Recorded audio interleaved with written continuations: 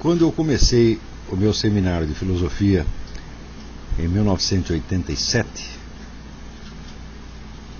o objetivo principal era tentar formar uma nova geração de intelectuais brasileiros livre dos vícios que tinham transformado a vida intelectual no Brasil numa palhaçada comunista indigna da menor atenção, exceto como objeto de desprezo.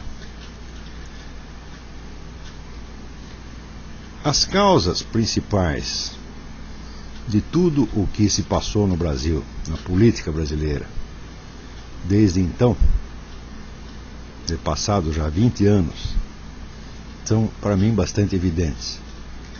Em primeiro lugar, a deterioração da Igreja Católica, que a partir do Concílio Vaticano II foi sendo cada vez mais infiltrada por comunistas, uns mais ostensivos, outros mais camuflados, e que foi, aos poucos, perdendo toda a sua força espiritual e a sua capacidade de irradiar sobre a nação uma influência benéfica. Eu sei que hoje fica até difícil para as pessoas que nasceram já nas últimas décadas e que viveram dentro disso como um fato consumado, compreender de que eu estou falando. Mas para aqueles que ainda têm alguma recordação do que era a intelectualidade católica, vamos dizer, todas as primeiras décadas do século XX, e que tem ideia do poder, do vigor intelectual com que essa intelectualidade reagiu às tendências ideológicas brutais do século XX, pode medir a diferença entre o que a Igreja Católica era antes do Concílio Vaticano II e no que ela se transformou depois. Pode-se dizer que o Concílio realizou plenamente o programa traçado 30 anos antes, porque o Concílio foi em 1963, 30 anos antes foi traçado o programa da ação comunista para a Igreja Católica por Antônio Gramsci. Gramsci dizia: nós não devemos combater a Igreja Católica, nós devemos entrar nela, esvaziá-la do seu conteúdo espiritual e transformá-la numa caixa de ressonância para a nossa própria mensagem. E isto foi feito assim à risca e foi feito com um sucesso enorme. Eu hoje acredito que o concílio esteve muito perto de destruir completamente a Igreja. Destruir, em primeiro lugar, é claro que por dentro, destruir no seu espírito,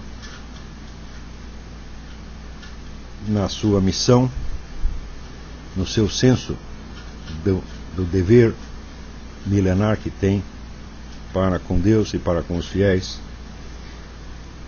e diluir esse espírito num sistema alucinante de subterfúgios e desconversas que acabam por fazer do discurso católico nos últimos 30 anos nada mais do que um instrumento auxiliar da propaganda comunista no mundo. Isso aí sem exagero nenhum e sem retórica nenhuma. Mas só você, às vezes é difícil as pessoas entenderem isso porque não tem a retaguarda histórica e não tem meios de comparação. Mas se nós sabemos o que era a vida intelectual católica naquela época e o que é hoje, a diferença é tão grande que já não parece se tratar da mesma entidade. Isto é algo que aconteceu de algum modo em todo o mundo, mas em nenhum lugar com tal profundidade e tal gravidade como no Brasil. Ao ponto de que, já há mais de 10 anos atrás, um dos grandes pensadores católicos do Brasil, o padre João Evangelista Martins Terra, dizia que a Igreja Católica no Brasil estava assim à beira do cisma.